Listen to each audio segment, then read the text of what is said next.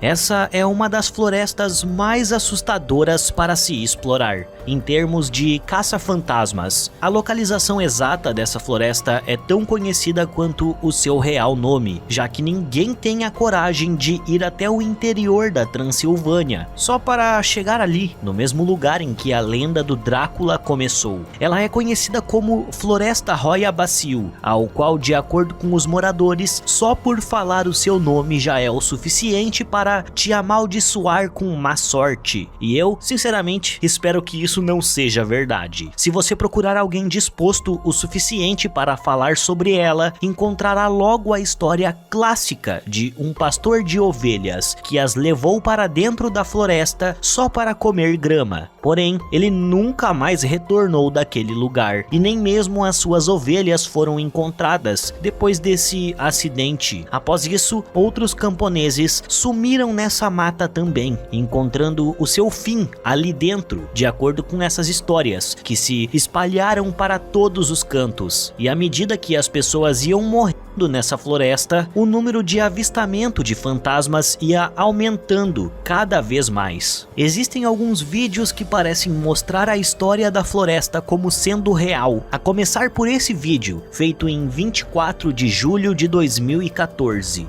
Nele, o cinegrafista chega até uma clareira no centro da floresta, onde nenhuma árvore ou absoluto cresce ali, somente o mato. Lugar esse que possui duas partes pretas de terra, como se tivessem sido remexidas antes dele chegar ali. Em um outro vídeo, só que durante a noite, feito no dia 29 de julho de 2017, por Tainer, que acha ser corajoso o suficiente para encarar o desafio de ir até a floresta e ficar lá às 3 horas da manhã. Ele começa a notar que as árvores do centro estão retorcidas, e nesse momento passa uma onda de frio que faz o seu nariz escorrer junto a um blur em sua câmera.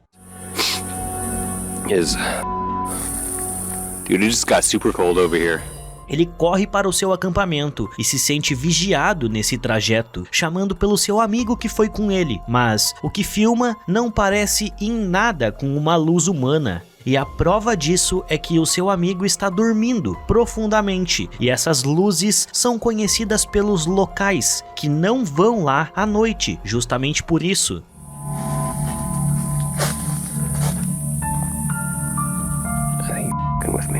Anthony!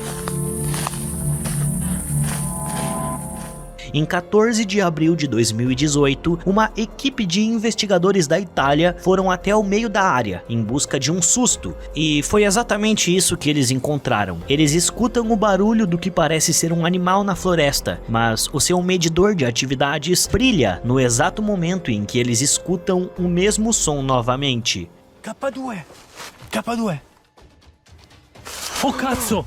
Ci gira intorno! Então eles pedem para que o espírito pisque a lanterna para eles, caso ele esteja ali. E assim ele o faz facilmente, por diversos segundos. 5 minutos depois, pulando toda a bateria de testes, o tal espírito decide sair e se revelar pessoalmente para todos eles. Sim, era a mesma luz que o cara, há 1 ano atrás, conseguiu filmar naquele mesmo local, próximo da clareira. Porém, a única diferença é de que essa tinha a cor azul e não vermelha ou laranja como a outra. Ou seja, provavelmente, se não certeza, de que era a mesma entidade se mostrando para uma outra equipe no mesmo local, provando que as histórias estavam certas, pelo menos em partes, sobre a floresta. Essa história aconteceu há alguns anos, comigo e com um amigo, ao qual chamo de Ali. Agora temos 15 anos, mas estávamos prestes a fazer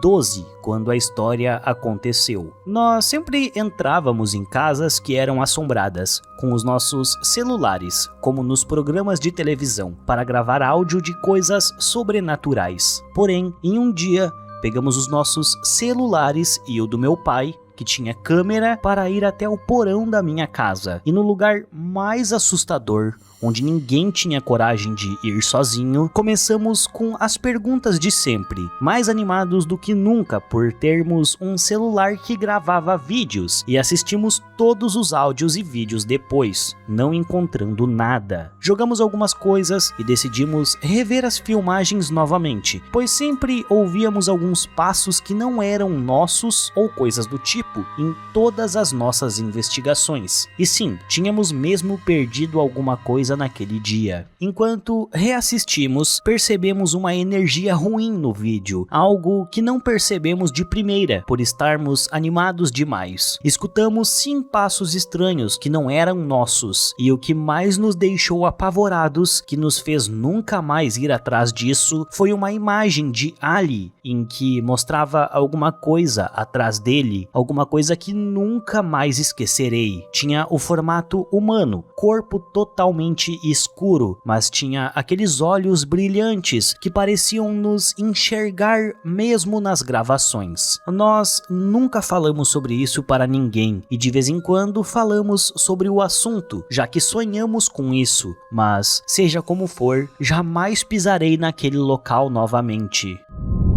Do lado da minha cama, logo na parede, tem um grande local de armazenamento, onde não existe uma porta comum, e sim um pedaço de parede retangular, ao qual se retira o segurando pelas laterais. Quando tinha 19 anos, assim que acordei, percebi que aquela porta havia sido aberta e aquela estrutura estava jogada no chão abaixo da minha cama. Essa não teria sido a primeira vez que algo estranho acontecia, sem contar que nunca tinha nada para prender aquela estrutura na parede. Então, apenas a coloquei de volta e fui para a escola.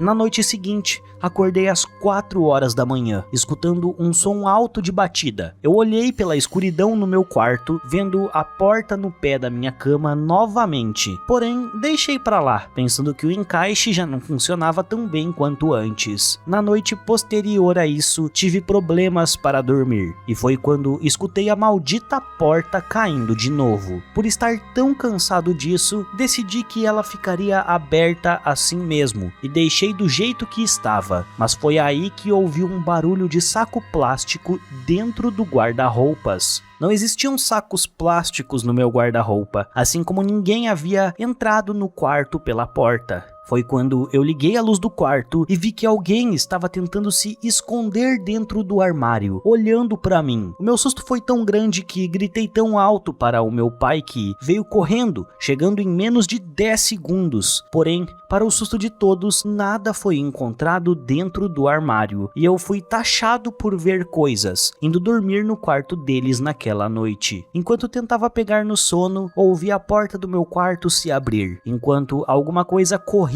escada abaixo, saindo e batendo a porta da frente atrás de si com força, fazendo os meus pais acordarem. Nós tentamos o perseguir, mas foi inútil, porque ele já havia sumido quando saiu pela porta da frente. Mais tarde, descobrimos que ele estava escondido em uma parte secreta do guarda-roupas, e por isso meu pai não o encontrou quando olhou.